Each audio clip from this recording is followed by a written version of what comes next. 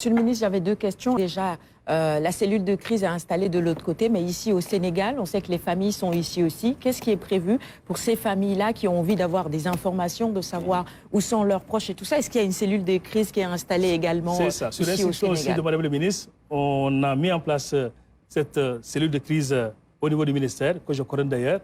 Et je pense qu'hier, c'est comme si vous assistiez à nos réunions.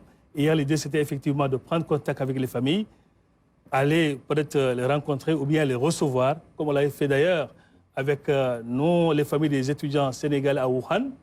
Et l'idée aussi, c'est rassurer, informer, et c'est extrêmement important. Au-delà aussi de l'opinion, il faut effectivement prendre attache avec les familles. Et c'est la raison pour laquelle j'ai été très content d'ailleurs de partager ce plateau avec vous. Quand Ali Badra m'a appelé hier soir, j'ai dit, écoutez, je suis disponible, parce que c'est important aussi de pouvoir partager toutes ces informations avec l'opinion publique, nationale et internationale. Très bien. Ma deuxième question, Alioune, si tu me permets, c'était par rapport aux Sénégalais qui seraient en situation irrégulière.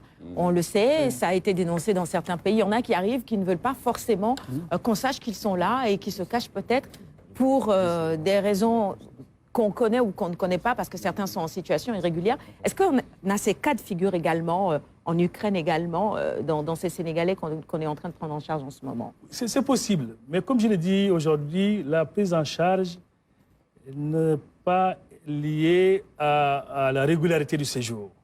Nous sommes en temps de guerre. Donc, comme je l'ai dit d'ailleurs, et la Pologne l'a reconnu, au début, elle exigeait, avant le 15 février, des visas ou un pass sanitaire, mais elle a fini par comprendre que le temps est un moment exceptionnel et que, régularité ou pas, il faut sauver des vies. Il faut sauver des vies. Je pense qu'au lieu de se cacher pour dire que je vais rester, mais rester où?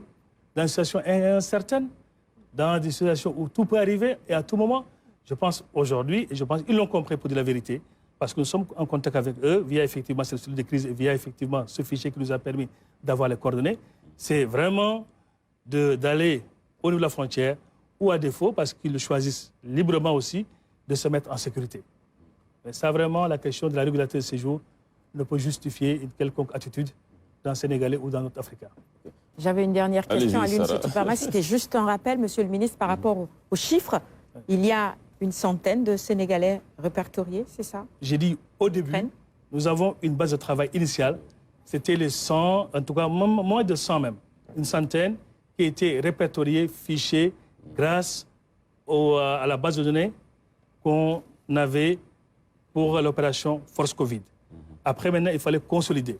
Voir maintenant, est-ce que ceux qui étaient là en 2020 continuent de vivre sur le territoire ukrainien? D'accord. Et à l'heure actuelle, nous avons consolidé ce fichier et il est établi jusqu'à hier soir à 65 compatriotes fichés et dont nous disposons même des adresses mail pour certains et des numéros de téléphone.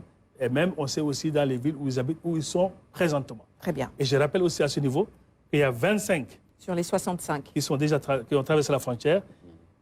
25, parmi les 25, il y a 3 qui sont déjà en France. Les autres sont logés actuellement à Varsovie et aux frais de l'ambassade du Sénégal, c'est-à-dire de l'État du Sénégal.